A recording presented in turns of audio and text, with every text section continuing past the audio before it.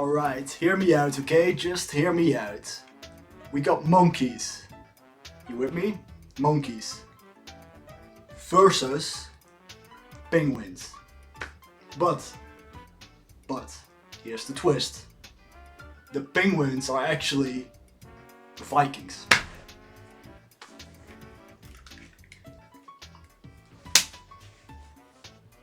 Genius. Hey everybody, Mc.Moody here, and welcome to the last video of this little Donkey Kong Country marathon of sorts. Today, let's have a look at the latest game in the series, Donkey Kong Country Tropical Freeze.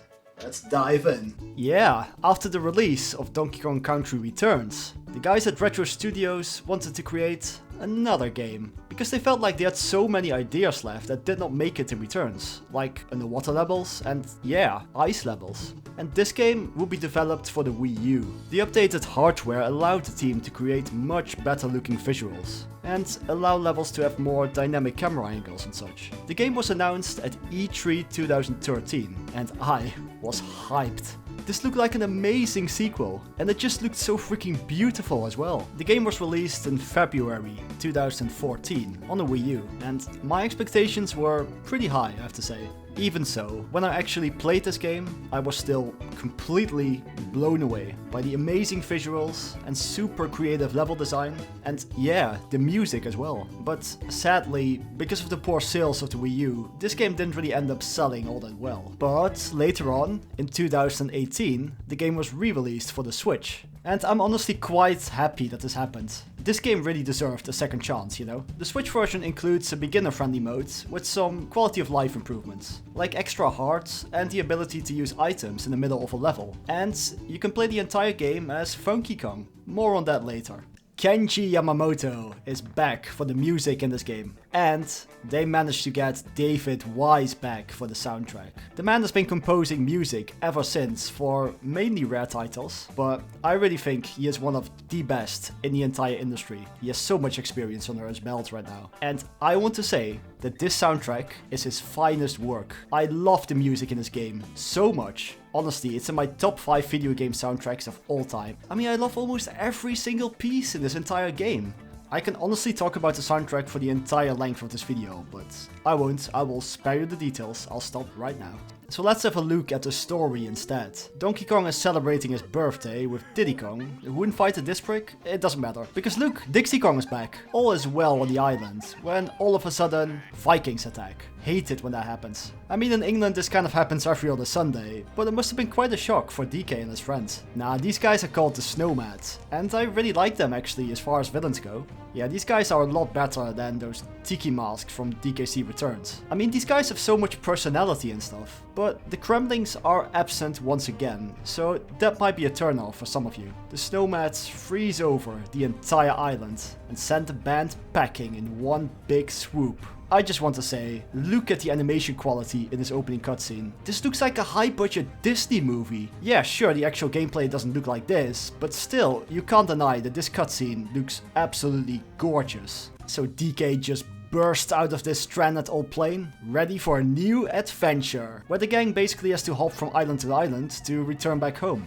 Donkey Kong still has all of the same moves that he had in DKC Returns, but they got rid of that blowing ability that nobody liked anyway. Instead, DK can pluck things out of the ground and uncover hidden goodies that way, or objects that can be tossed at enemies. This mechanic is much better and it suits this type of game much better as well, and it's much more versatile. You can pick up various things and stunt enemies to toss around as well. Yeah, this game is basically taking a few notes from Super Mario Bros. 2 of all things. Interesting. And DK is able to swim as well, and this feels fantastic. Such a fluid motion and stuff. On top of that, you can attack enemies easily underwater with this new spinny move as well. You can also perform this super move when this bar over here is filled up, which turns all of the enemies on screen into useful goodies. Can be very useful, but I always forget to use this, honestly. And yeah, like we saw in the intro, DK can not only partner up with Diddy Kong, but also Dixie Kong and Cranky Kong. This works the same as in the last game. They basically serve as a power-up of sorts for DK. You can usually choose which one of the three you want as well, but you can only have one partner at a time. Diddy works exactly the the same as last time. His little jetpack just gives you a little bit of extra airtime, very useful for platforming. But Dixie Kong is essentially a better Diddy Kong in every way, I think. Her ponytail spin is not as overpowered as in DKC 2 and 3, but that's probably a good thing. But she can still give you a little bit of extra height and airtime as well, making precise platforming a complete breeze. Yeah, I definitely have Dixie Kong most of the time when I play this game. And lastly we have, hey look, it's a prick on a stick. A pogo prick. Nah, Cranky Kong is awesome in his own way. He can let you bounce around on enemies and spiked surfaces with his cane, similar to that classic DuckTales game, or Shovel Knight if you want a more recent example. This is less useful in general for precise platforming, but it is just what you need in some specific levels. I stick to Dixie Kong most of the time, but Cranky is the main go-to for speedrunners of this game, since you can get some insane speed when you time Cranky's bounces correctly. Just like in Returns, there are still 4 Kong letters and several puzzle pieces to find in every single level. And just like in that game, going for all of the collectibles changes this game completely. From a pretty comfy 2D platformer to a Captain Crunch treasure hunt or something like that. You will have to search every nook and cranny, pluck everything out of the ground that's pluckable, and always go left at the start of every level. Just trust me on this. But in addition to this, some levels will also have a secret exit to find that can lead to an alternative level on the world map, very similar to the new Super Mario Bros. Series.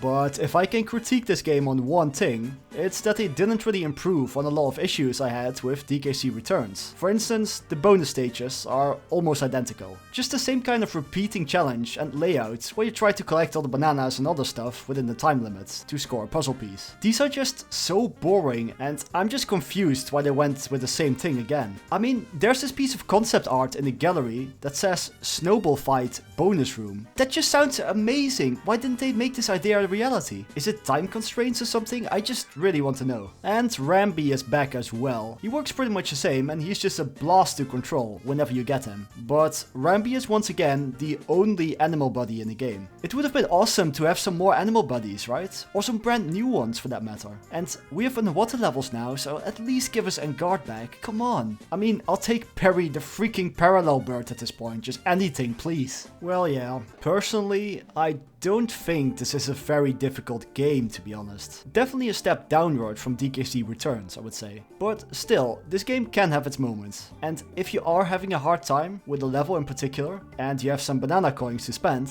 you can visit Funky Kong's shop on the world map and stock up on useful items. Pretty much everything from DKC Returns HD is here as well. The red balloon is an extra life, the green one can save you if you fall down a pit, and this blue balloon refills your air meter in underwater levels. The yellow potion makes you invincible for a brief time, and the shield is the same as the blue potion, extra protection in minecart and rocket levels. You can buy extra hearts and instant barrels for each of the Kong partners. And Squawks, of course, who can help you find hidden puzzle pieces. Can be very useful. And we can collect some figurines out of this capsule machine over here. Neat. Buy them all! Buy them all! Buy them all!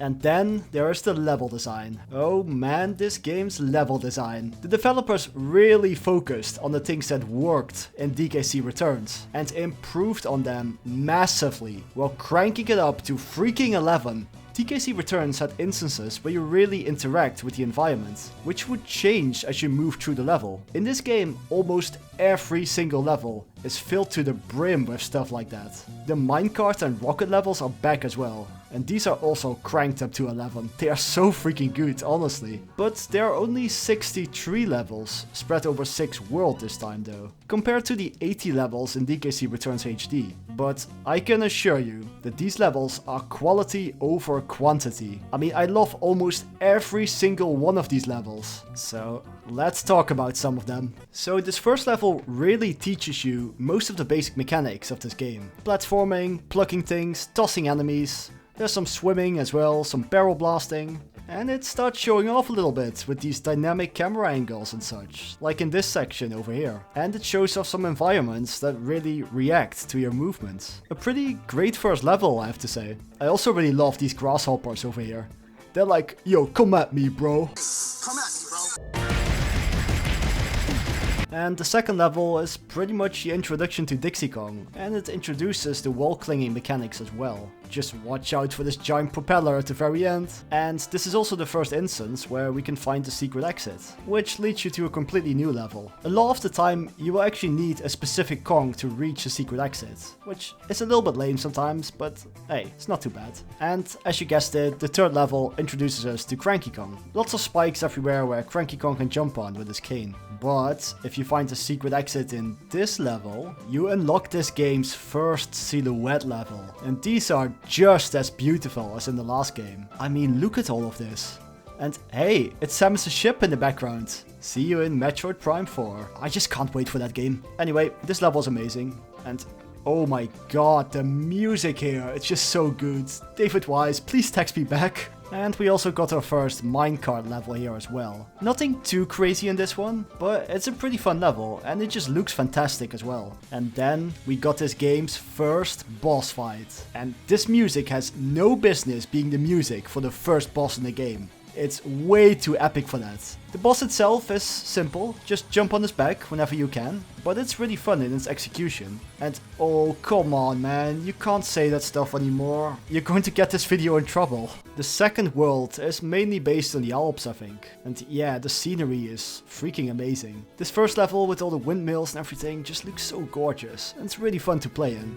And yeah, the music is freaking fantastic, again. Next up is a Rambi level, and you better know how to stampede because this level is not waiting around for you. I also discovered while recording that you can actually jump off of Rambi in midair. I didn't know that actually, so you could totally do a Yoshi on him as well if you want.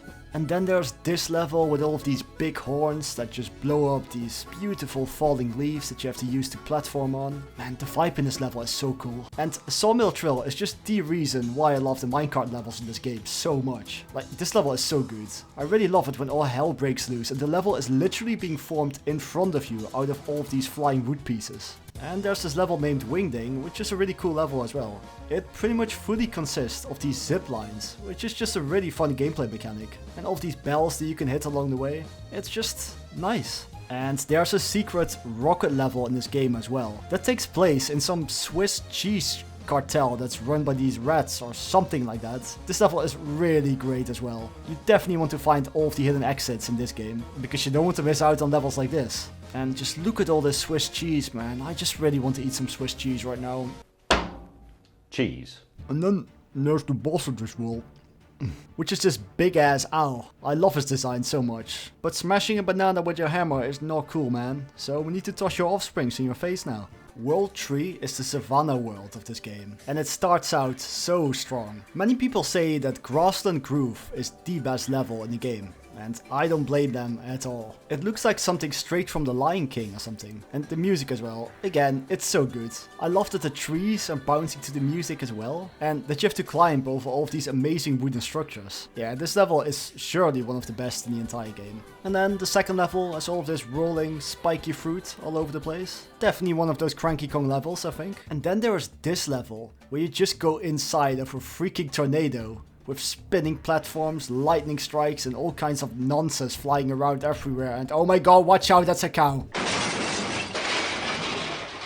But Scorch and Torch is my personal favorite level in this entire game. Basically, anything you can imagine here is on fire. But you can douse the flames by tossing these water fruits at them. I don't know, man, there's just something strangely majestic about a burning savanna. And the music here, oh my god, I love it so much. And why is David Wise still not texting me back?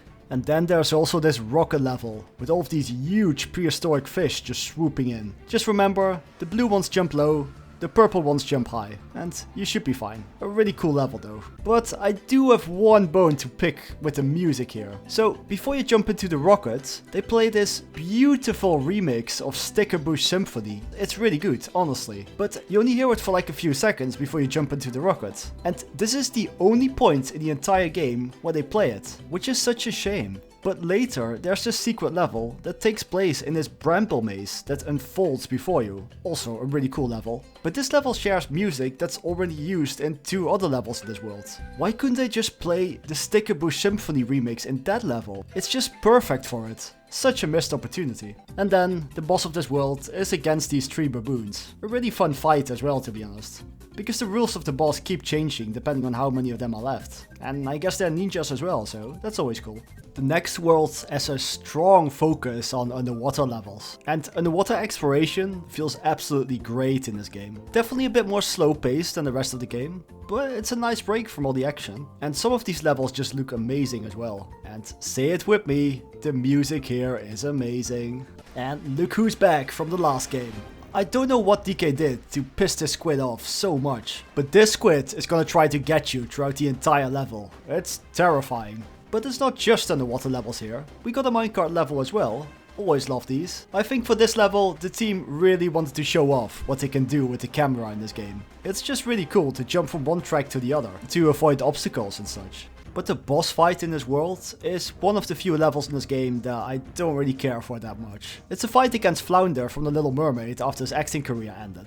And it's a full-on underwater boss fight. But these controls are not really what you call fast and snappy. And fighting a boss this way never really clicked for me. It's just a really slow-paced fight, and he can inflate himself, giving you barely any room to dodge sometimes. It's not a bad fight, just a bit slow and sluggish. Yeah, having an entire world focused on underwater levels might not be for everybody. But luckily, World 5 is straight back to pure platforming. And I think that the difficulty balance is just right here. It takes place on this tropical island with this huge fruit harvesting operation. It's hard to describe, but it's quite unique actually. I like it that every level here shows you a small part of this manufacturing process. A cool way of silent storytelling, I guess. For instance, in the first level, these spiky durians and other fruits are harvested.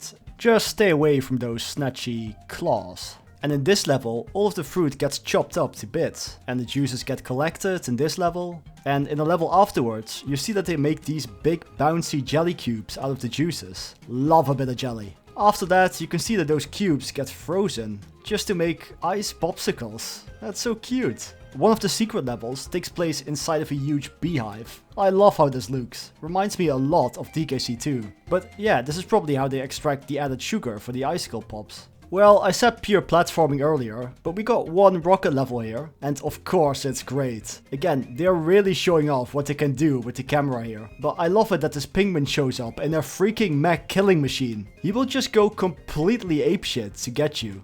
And at the end of the level, you can see him trying to escape in the background, before just getting munched up by a plant. Poor guy. But details like this give this game so much personality, I really appreciate it. And well, I love the boss of this world, the Bash Master. I think the only reason why he fights DK is because his ice popsicle gets knocked into the water. I mean, he is pissed after that. But yeah, this fight is so much fun. You have a lot of different ways to attack him. And I love it that he slowly turns more and more purple throughout the fight, because he keeps falling into the juice below. And then the music in this boss fight, it's just so epic. But after this, we find ourselves back at DK Island, where it all began. And it's been completely frozen over.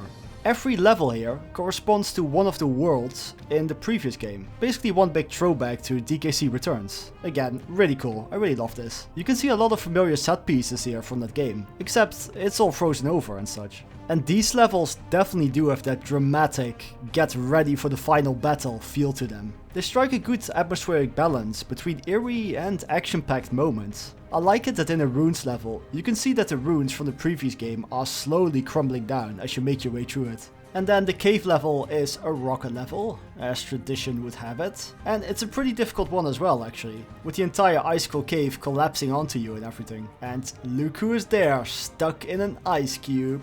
It's the best!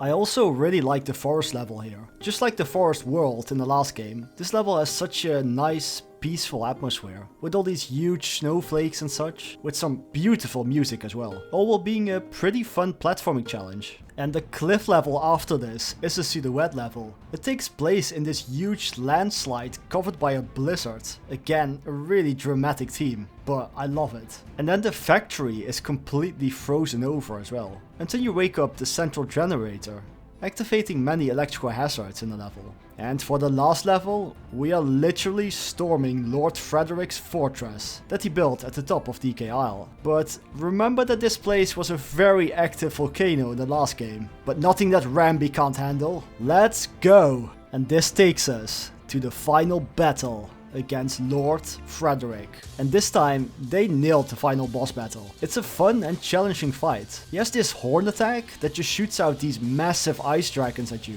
And he will freeze over the entire battlefield from time to time. He will summon some enemies and you have to pick them up and throw them at him while he's in the background. It's a bit weird, I have to say, since this is the first time in the game that you can suddenly do something like this, but it works pretty well. If you hit him this way, he will face you head on in the foreground, and you get a chance to jump on his unprotected back. After doing this a couple of times,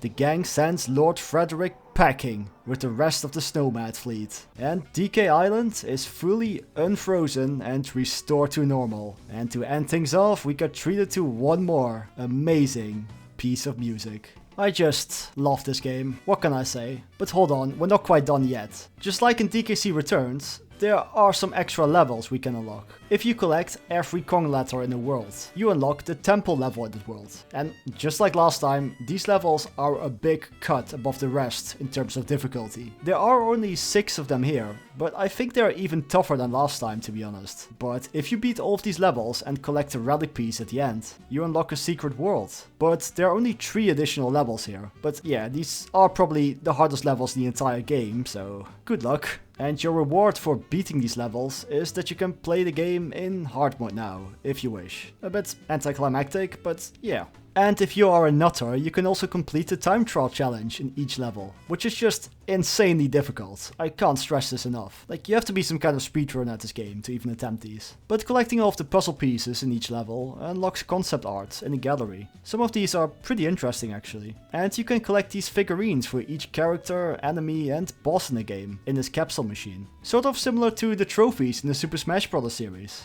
And in the Switch version, there are these dioramas to collect as well. And these look really cool. But the big thing about having the Switch version is that you get the option to play through the entire game as Funky Kong. This is basically the easy mode of the game. Funky Kong has pretty much all of the other Kongs into one, and more. He has 5 hearts, can breathe underwater indefinitely, he can double jump, float in midair, and he can land on spikes safely with a surfboard.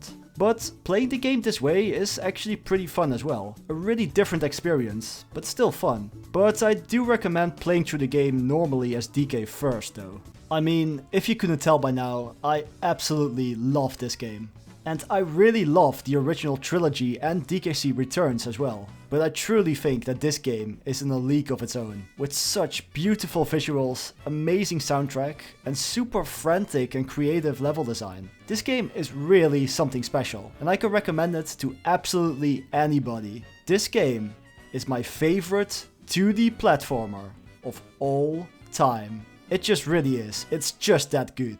I would absolutely love it if Retro Studios made another Donkey Kong Country game at some point. But unfortunately I don't really see it happening, at least not for a long time. Since this game is really respected by critics, but it didn't really sell that well, to be honest. Which is a shame. But I mean, a man can dream, right? For a sequel, I would really love it if they kept the same design philosophy for this game, of course. But then add some more animal bodies at least, that's the thing I want the most. And just some more general things that made DKC 2 and 3 so great. And it would be absolutely fantastic if they got the Kremlings back as well, of course. I mean, King K rules in Smash Bros. Nowadays, so I feel like it shouldn't be that difficult. But I would also generally like it if they got the Snowmads back again. I do really love these guys, honestly. But hey, while I was working on this video, they just announced that new Donkey Kong Bonanza game for the Switch 2. So I think there's still a bright future ahead for our favorite monkey. That brings us to the end of this Donkey Kong Country marathon.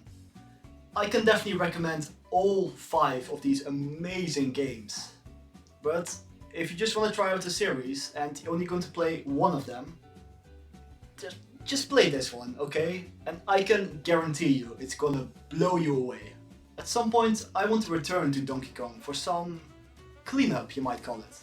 I want to make a video on the Donkey Kong Land series for the Game Boy, also on the Game Boy Advance ports of the Donkey Kong Country trilogy, and then there are also games like Donkey Kong 64 and Donkey Kong Jungle Beat. I really have my work cut out for me. But all of that will have to wait for another time. For now, I'm actually not quite done with 2D platformers quite yet. Next time, I think it's time to take a look at who's probably the most important video game character of all time. Yep, next time I'll be taking a look at the Super Mario Bros. Series. So, subscribe if you don't want to miss that video, and hopefully see you on the next review.